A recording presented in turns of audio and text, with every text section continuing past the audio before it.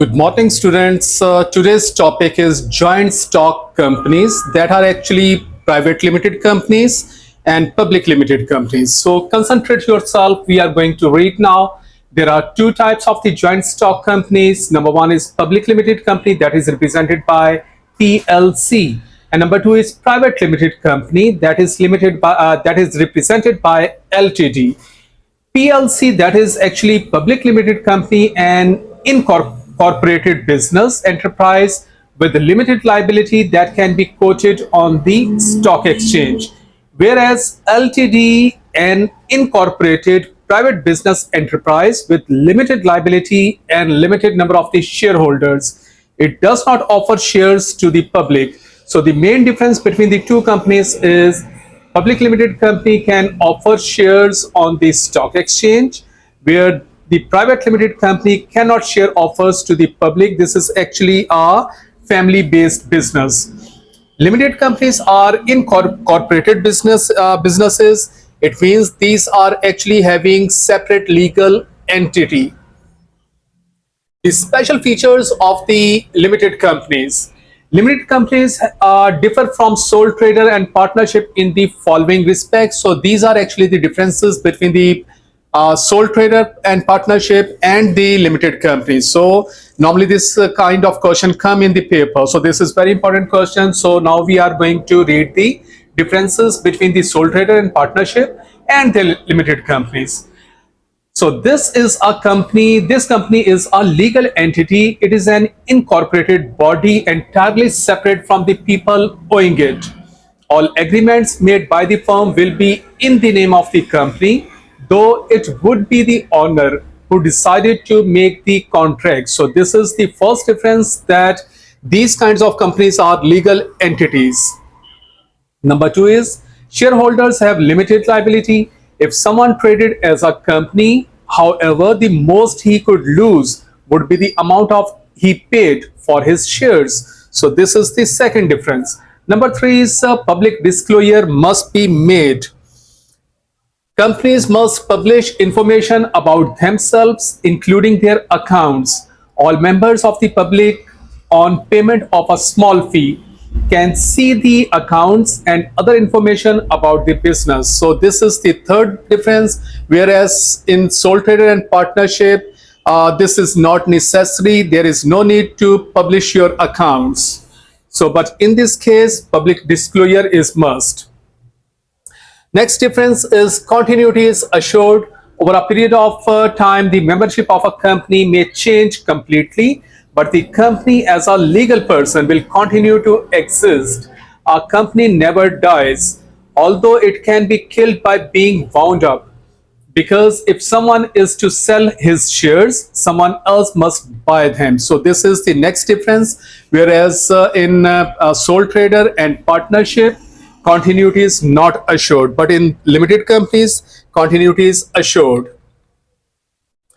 So we are going to read the two very important terms which normally come in paper and which are very important to understand. Number one is unlimited liability, and the opposite is limited liability. So what is meant by unlimited liability? Unlimited liability means that if a business is not successful and goes bankrupt, the owner or owners will have to pay all the business debts. The owners stand to lose all their personal possessions, for example, house, car, furniture, etc., if they are unable to pay off their business debts. So this is the this condition actually applies on sole trader and partnership. They have to pay all the loans of the business. They may have to sell their own house, their own car and personal possession to pay off the debts of the business. Whereas on the opposite side, the term is limited liability. That means if a business goes bankrupt, the owners would only lose the amount of the money put into the business. They will not have to sell personal possessions, for example, house, car, to pay company debts and obligations. Limited liability reduces the risk of running a business, while unlimited liability increases the risk of running the business. So in private limited company and public limited company, the responsibility of the shareholders is limited. They do not have to sell their personal possessions to pay off the debts of the firm. The maximum amount they can lose is the amount of the money they have paid in terms of purchasing the shares. So this is the limited liability. The next term is the importance of limited liability. Limited liability means that the responsibility of the owners of a business for business debt is limited only to the specific amount invested in the business and does not include all their other assets. So this is the importance of the limited liability. This means that an owner cannot lose more than the money invested in the business and is therefore encouraged to invest. So definitely this is a very positive sign for any investor who is going to invest in a company. He will be more encouraged when he will hear that the maximum money he can lose is the only invested money. He does not have to sell his personal possessions in case of the company goes bankrupt to pay off the company's debts. So this is positive sign. It enables shares to be issued and large amount of the money to be raised because the shareholders will get encouraged. It occurs because the business is registered as a separate legal entity capable of suing and being sued in a court. This also means that the possible lenders to the business are more likely to lend, knowing that loan is not dependent on the individual persons but actually dependent on the company. So company can be sued in the court because the company is a separate legal entity. Difference between the LTD and PLC. LTD stands for Private Limited Company. So we are going to read the differences between the Private Limited Company and Public Limited Company. So Private Limited Company, first feature is minimum of the 2 shareholders and maximum of the 50. So this is the first feature of the Private Limited Company. In Private Limited Company, minimum there should be 2 shareholders and maximum can be 50.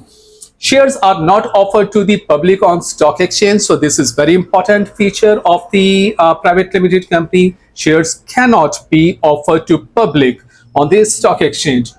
The transfer of the shares can take place only with the agreement of all the shareholders. So this is the condition. Next is it is often family run business that is smaller than the PLC. Now we are going to read the features of the public limited company. Minimum of the 2 shareholders with no maximum number of the shareholders. So that's why this is a very huge company. Minimum is 2, but maximum is unlimited. Next is it issues shares to the public on the stock exchange market. So a lot of the investors can be attracted and a lot of money can be gathered. It is larger than a private limited company. The public company's owners are the shareholders. Whoever buys its shares, there is no restriction on to whom to transfer shares or the previous agreement to be obtained. So this is the difference between the private limited company and the public limited company. In private limited company, approval is necessary before selling your shares to another person. But in public limited company, there is no restriction. Anyone can buy the share, anyone can sell the share. So this is open.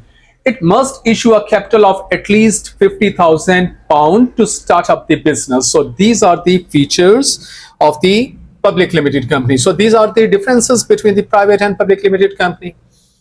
If a firm decides to become a public limited company, it is often known as going public. So this is a technical term.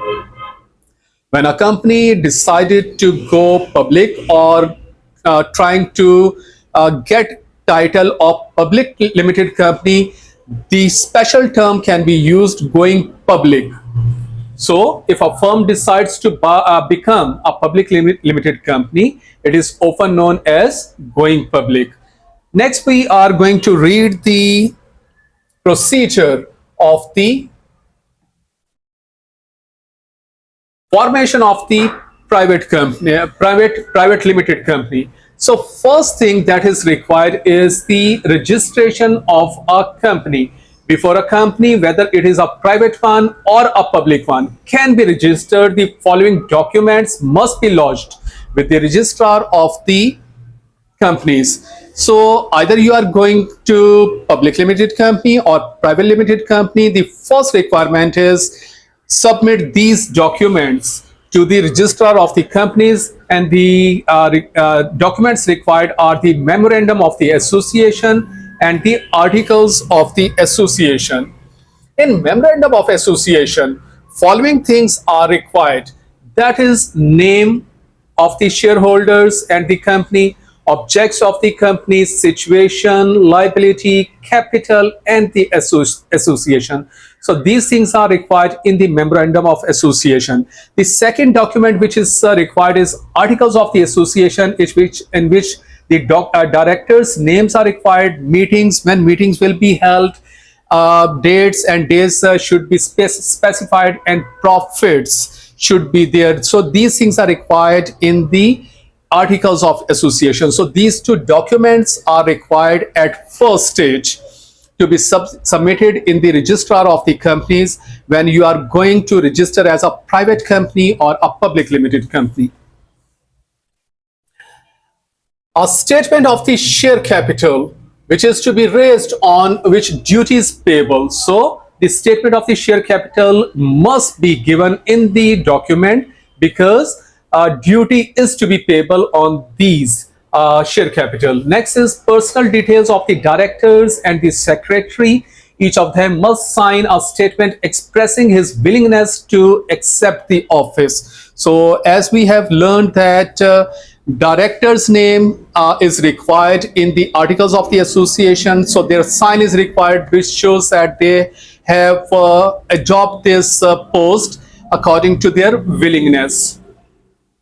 A statement of the address of the company's registered office is also given in the document. If the documents are in order, registrar will issue a certificate of incorporation establishing the business as a limited company. At this stage, private company may commence trading. So if the memorandum of association and articles of the association documents are correct, then the registrar of the companies will issue a certificate that is called certificate of incorporation. That is actually the approval, that is actually the permission given to the company to commence their business as a private limited company. As we will see later, a public limited company must complete further formalities before it can operate as a business. The procedure for registering a company is illustrated below. So this is the procedure. That is actually the founders of the private limited company, and that is the founders of the public limited company. So the thing required are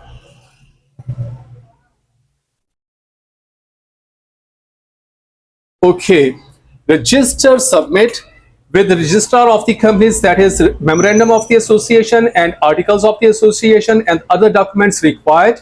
So if these documents are correct in registrar office, then they will issue a certificate of the incorporation, that is receive a certificate of incorporation, so private limited company can commence their business.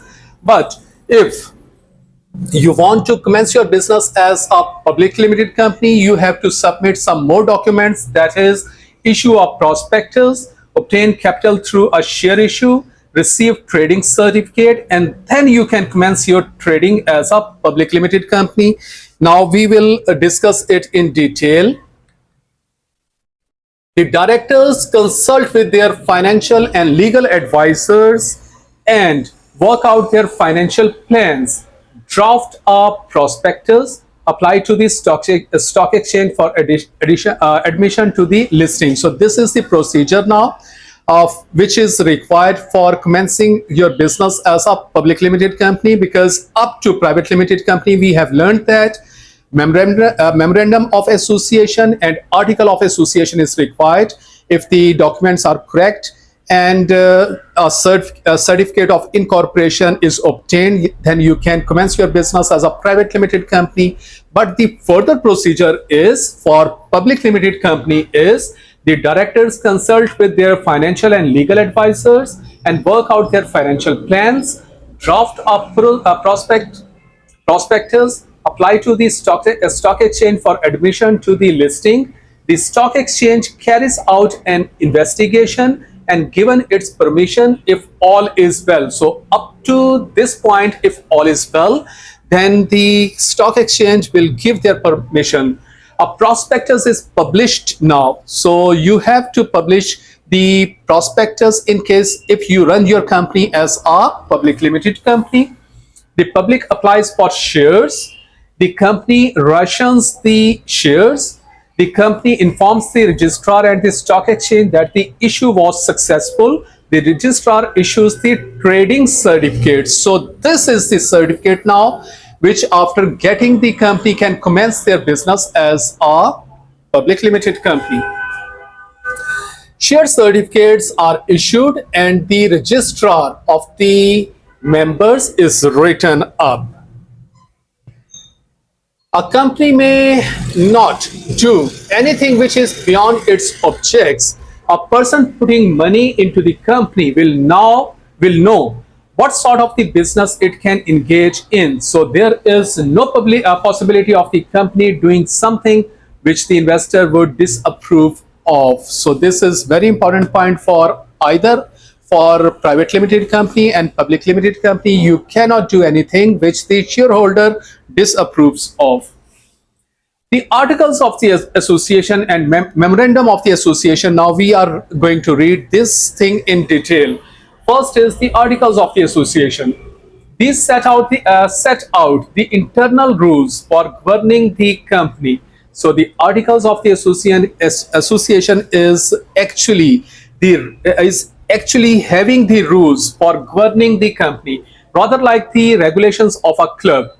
It establishes the relationship between the company and the shareholders. It includes such matters as voting rights at meetings, the power of the directors, the amount of the company may borrow without having to seek the consent of the shareholders, the amount of the company that may borrow from any institute without the consent of the shareholders. So amount should be prescribed and so on. The members may change any of the articles by voting, and because members are having votes, so they can change any article within the article of the association by putting their vote. The next term is the memorandum of association. This document which gives details of the company's purpose. So the first thing which will be mentioned in this document is what is the purpose of the company and its shareholders. It needs to be drawn up in order to get the companies registered before it can start trading. So these things are required before commencing the business. On joining a company, a shareholder agrees to bound by the articles in the same way that a person joining a club agrees to abide by the rules as they then are.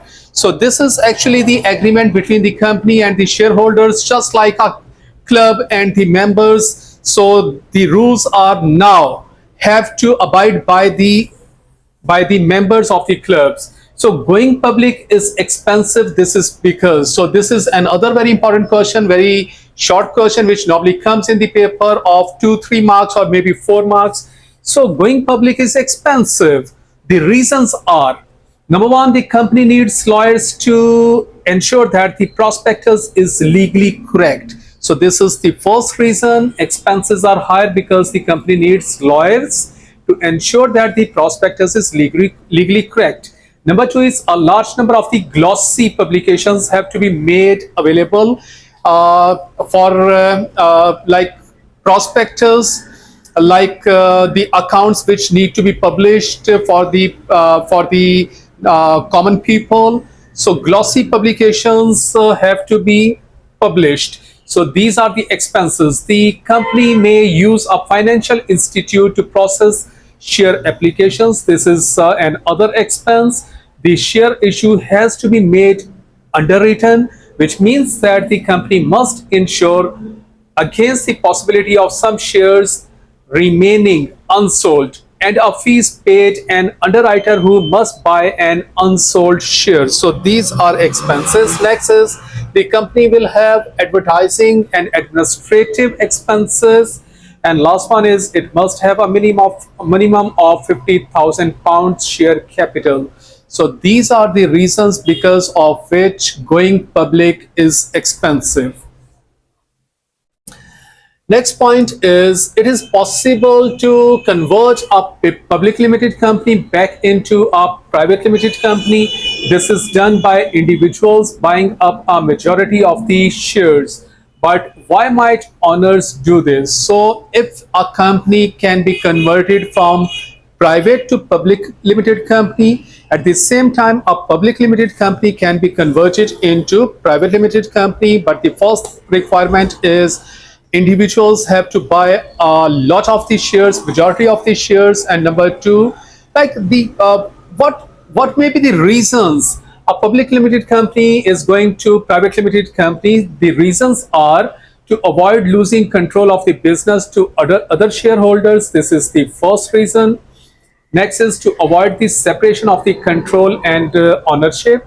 And number 3 point is to keep more of the activities and accounts of the business secret. So these are the points because of which a public limited company may wish to convert back into private limited company. Private limited companies' advantages are: number one, limited liability. By far the most important advantage of the incorporation. So this is the first advantage. Limited liability protects the personal wealth of the shareholders. Number two advantage is easier to raise finance both through the sale of the shares and also easier to raise debts.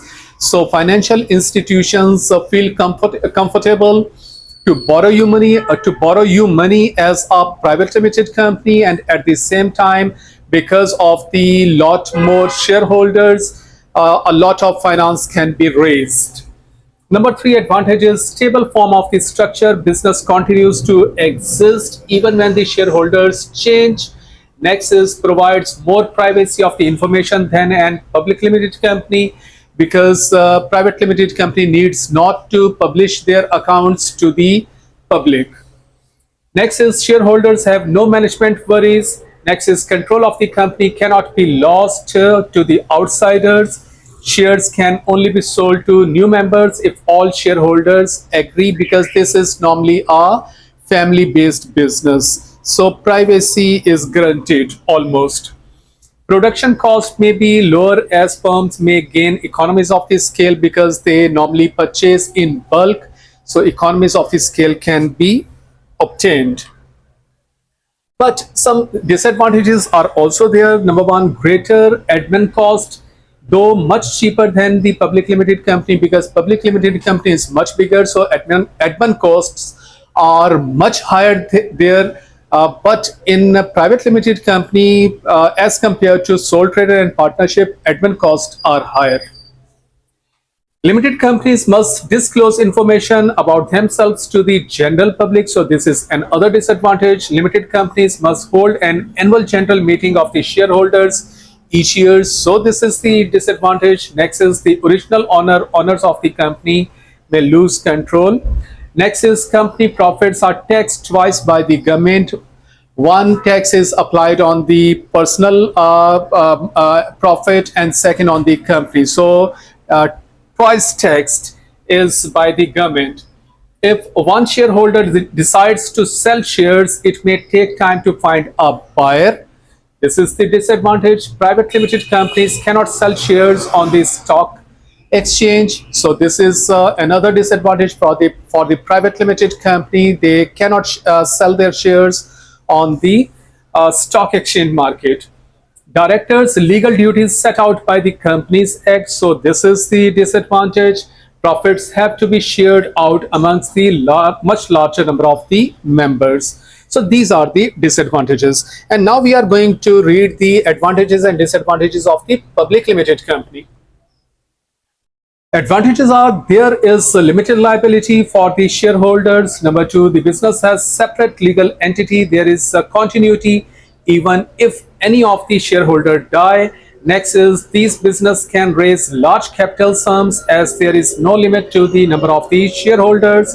Next advantage is the shares of the business are freely transferable, providing more liquidity to its shareholders.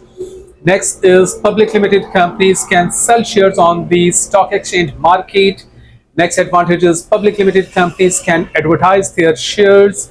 Next advantage is stable form of the structure. Business continues to exist even when the shareholders change. Next is shareholders have no management worries because the management is for the managers and the shareholders are actually the owners of the company. So no management worries. Next advantage is production costs may be lower as firms may gain economies of the scale. Next is because of their size, PLCs can often dominate the market. So these are the advantages of the public limited company. And now we are going to read the disadvantages of the public limited company. The first disadvantage is there is a lot of legal formalities required for forming a public limited company. It is costly and time consuming. So as you have learned that articles of association, memorandum of association, prospectus, then shares issue. So a lot of documents have to be arranged and submit, and approval is required, and glossy publication is required. So this is a very expensive and time consuming process. In order to protect the interest of the ordinary investors, there are strict controls and regulation to comply. So this is another disadvantage. These rules are actually set by the public by the stock exchange to safeguard the interest of the ordinary investors. These companies have to publish their accounts. So this is the disadvantage. The original owners may lose control. So this is the disadvantage. Next is public limited companies are huge in size and may face management problems such as slow decision making, and industrial relation problems. So as you go big, these kind of problems occur. So decision making process is normally very slow and industrial relationship is not too good. There may be a divorce of the ownership from the control. Only a very few shareholders use their right to vote for choosing the directors at the annual general meeting. So once elected, they act very much on their own. For this reason, majority of the shareholders tend to lose control of the companies they own. This is known as the divorce of the ownership of from the control. So this is very important term which normally comes in the paper, the divorce of the ownership, from the control. This is because annual general meeting takes place every year, but very few number of the shareholders attend the annual general meeting and use their right to vote to elect the directors. But once directors are elected, they take decision on their own. So the shareholders who are actually the owners of the business lose control over the business because the decisions are now taken by the directors which are elected. So this is called the divorce of the ownership from the control. Greater admin cost is another disadvantage. Limited companies must disclose information about themselves to the general public. So this is the disadvantage. Limited companies must hold an annual general meeting of the shareholders each year. Complex to run, directors separate from shareholders, so director might seek different objectives from the shareholders. So these are the disadvantages of the public limited companies. Control of the company. So this is another very small topic, very short topic, which normally come in the paper of normally 1, 2, or 3 marks. So we can therefore say that a company is owned by the shareholders, managed by the directors, controlled by those holding majority of the voting shares. So these are three things which should be in your mind: owned by the shareholders, managed by the directors, and controlled by those holding majority of the voting shares. Here is another point. In practice, the directors appoint managers to help them control the company. The sale of the new shares is known as flotation. So these are the terms which are very important for you people to handle the Cambridge paper. The sale of the new shares is called flotation, and directors normally hire managers to help them control the business. So these are important points.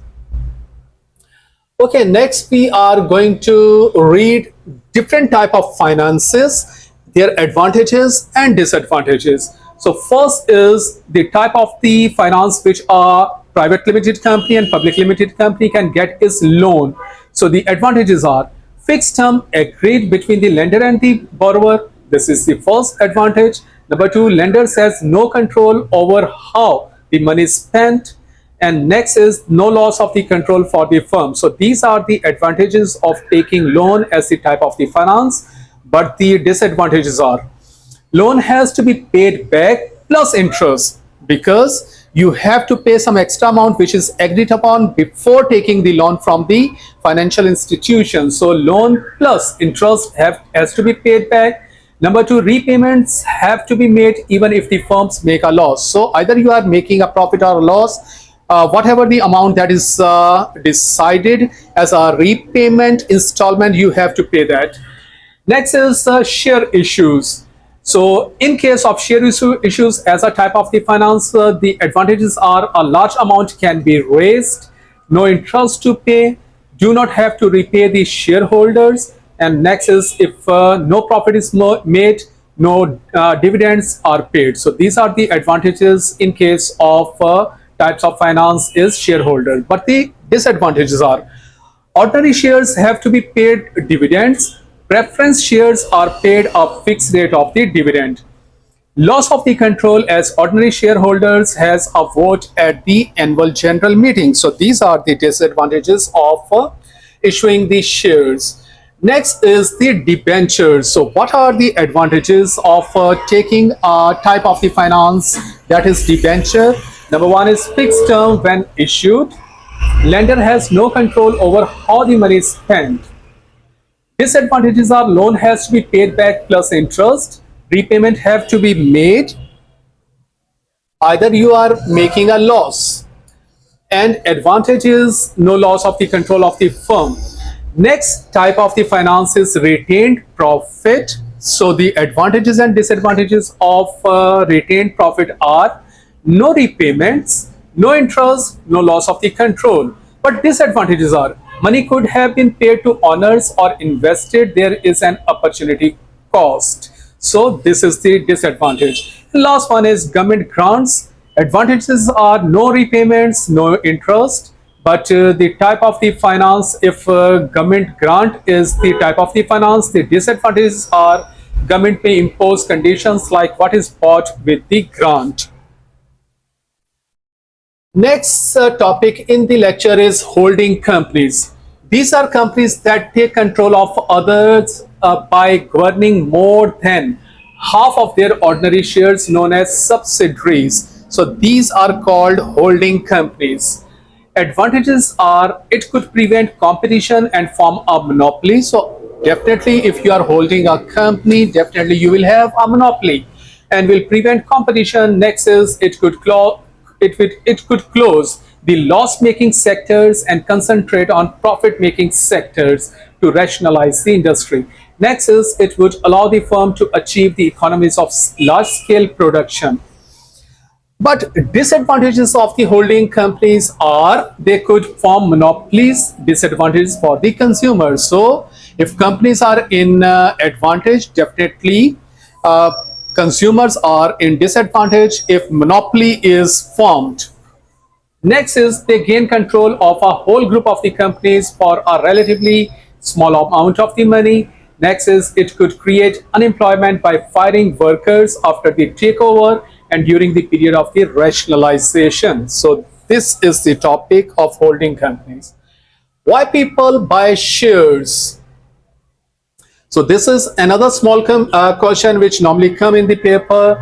People, why people buy shares? So number one point is limited liability is limited. That's why people purchase shares. There is no management worries. He assumed the directors of the company are good managers, so he leaves them to run the business, which he partly owns as a shareholder. Next reason is why the people purchase shares is a capital profit is possible. If company does well, the value of the shares will increase. If he wished, he could sell them to give himself a capital profit. And the last reason why people buy shares is he's protected by law. The law will, however, ensure that all he needs to know about the company is published, that he will receive protection if the directors act unfairly towards him, and that action will be taken if there is fraud. So these are the reasons why people buy shares. So another point is the directors may have long-term plans to get larger market share, but the shareholders may want immediate and large profits. So the next point is, which we're going to read, is the shares. These are issued to people who thereby become members of the company. The shares in they share in the profit, and what they receive is called dividend. If a company makes no profit or insufficient profit, the shareholder receives nothing because dividends are payable only from profits.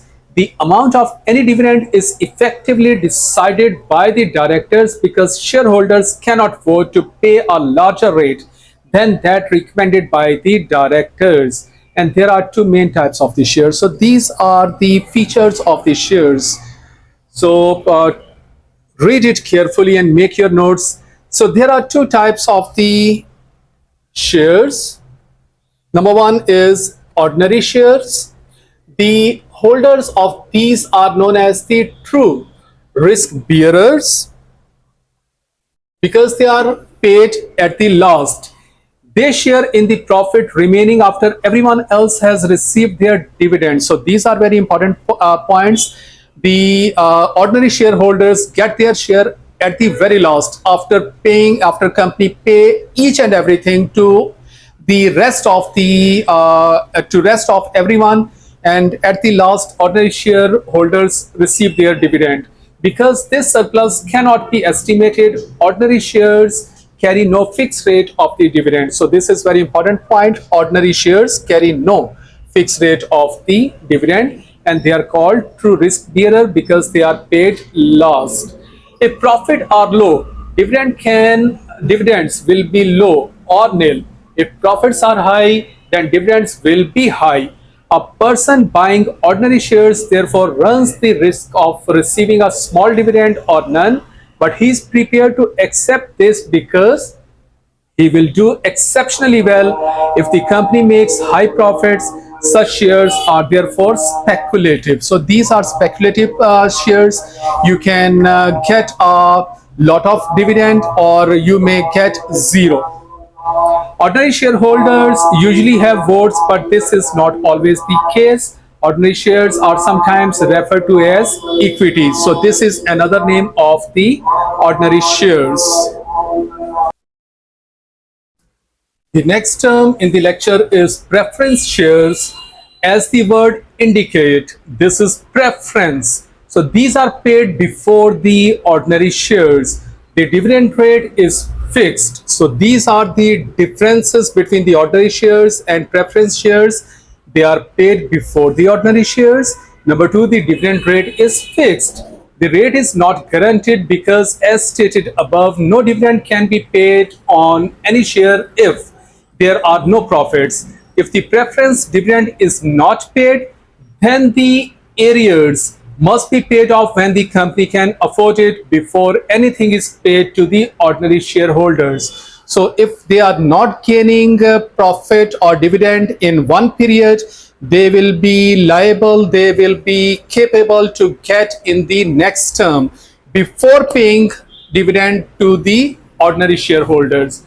A redeemable preference share is repayable on a specified date. So these are also granted that they can be repayable on a specified date. Under normal circumstances, preference shareholders have no votes. A person buying shares is given a share certificate as a evidence of the ownership. And lastly, in the lecture, we are having a question. This question refers to following groups of the investors: preference shareholders, ordinary shareholders, and debenture holders. And the question is, which two of the above groups are the owners of the company? So preference shareholders and ordinary shareholders are the owners of the company. Debenture holders are not owner. Next question is, which one of the groups will experience the most variable income from the company? So ordinary shareholders and ordinary shares, which are also called equities, are one of the groups will experience the most variable income. They may get a huge amount if the company is doing well, and they can get zero if the company is not making any profit. So the earning is variable. And the last question is, which one of the groups holds the safest, least risk form of the investment? So remember, debenture holders are the persons who are least risky form of the investment. So this was the lecture. So make your notes. Thank you so much.